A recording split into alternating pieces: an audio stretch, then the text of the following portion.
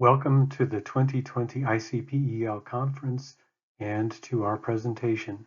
This presentation includes an overview and discussion of details pertinent to the transition of our educational leadership graduate programs to a fully online and virtual experience as a response to the COVID-19 pandemic. Here's some information about the presenters. We encourage you to contact us with any questions about our efforts to provide for the safety and education of our nearly 500 graduate students. Hello, thank you for joining us. I'm Blue Brazelton. First, let's begin by sharing with you a little bit about our department. Like most of you, we watched the pandemic unfold in early March and began to wonder, what can we do to get ahead of this?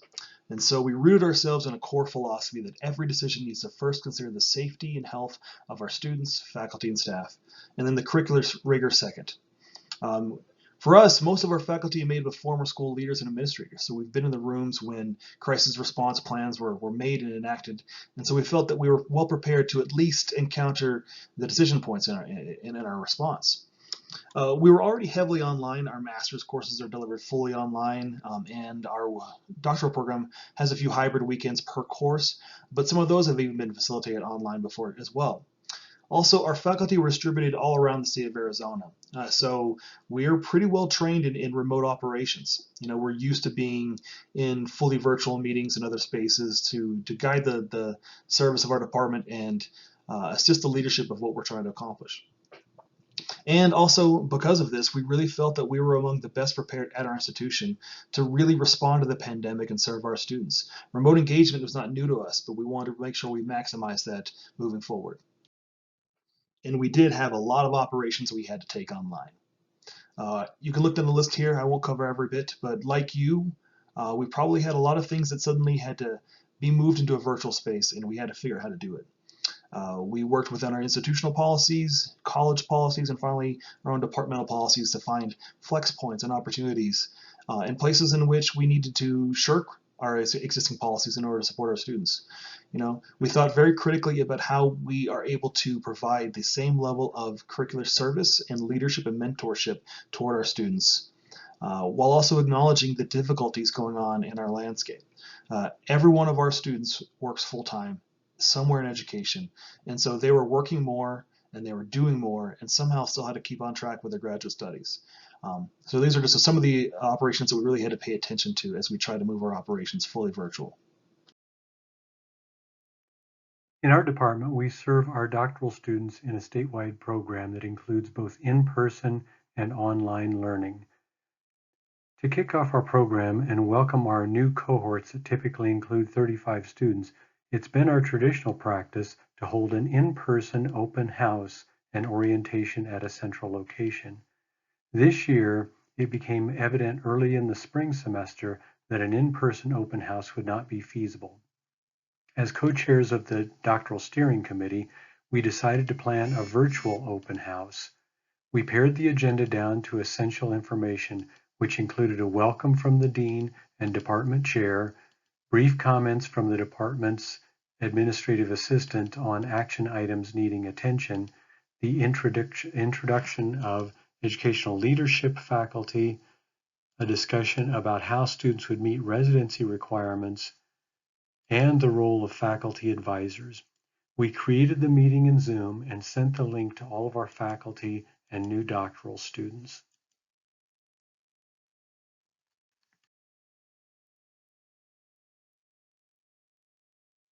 Some of the things that we lost from doing a virtual open house were the socialization and informal cohort building that naturally occurs. It's always been the case that students are able to meet their peers and fellow cohort members during the in-person open house. That's a great opportunity for them to start building relationships with their cohort. We have found the cohort to be an especially strong model for our students, and that socialization is really important at the outset. One of the other things that we lost were the organic interactions between students and faculty. Because we would be meeting in a central in-person location, there'd be many opportunities for interactions just to occur as people were introducing themselves. And obviously that was something that was lost. We also lost some natural networking for incoming doctoral students as they get to know one another. Among the items that we gained included the increased safety of participating individuals. Of course, they weren't exposed to a virus, and there were no dangers from driving across the state. We gained cost savings, obviously, in travel costs. And we increased the interaction between students and advisors as a requirement. One of the things that we ensured this year is that advisors met with their advisees via Zoom following the open house, and this increased those kinds of meetings because they hadn't been monitored to that extent in the past. We also had recorded information for review. Since we recorded the open house and orientation, students could go back to that and refer to it if they needed to. We also exposed students to the virtual modality that was used by the department as part of our pandemic response. So students are already familiar with Zoom as a result of the orientation, and that's the way that they experienced learning during the coursework that began this summer. And then students also and the faculty gained the opportunity to see in action responsible educational leadership for pandemic conditions. As far as our conclusions about the virtual open house, the response from students and faculty was overwhelmingly positive. Faculty who had participated in the open house in the past felt that the Zoom modality was actually an improvement over previous open houses, and students were very favorable in their comments as well. And we did achieve our goals, which were students' understanding of the program of study requirements, the identification of academic advisors and human contacts, so students could put names to faces and faces to names, and we achieved our goal of priming the students for their summer 2020 coursework. And thanks to our leadership, our thoughtful faculty, and the planning we put into this process as we transitioned, we feel very successful about what we've been able to accomplish. All programs of study and cohorts are 100% on track. We completed the hiring process of 2 new faculty, including one search which was completely virtual.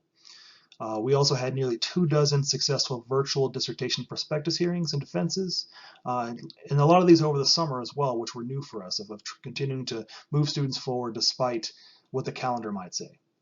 And we were also able to involve students in the guiding curricular changes and just the needs we had. We wanted to make sure we were able to include student feedback and concerns into how we move forward. And that made us really, really strong in our transparency and our support for our students. And so what are we learning and what can we recommend? As an applied field, it's important for us that we share wisdom about how we continue to move forward as we face this pandemic head on and continue to serve our students and create the next generation of educational leaders.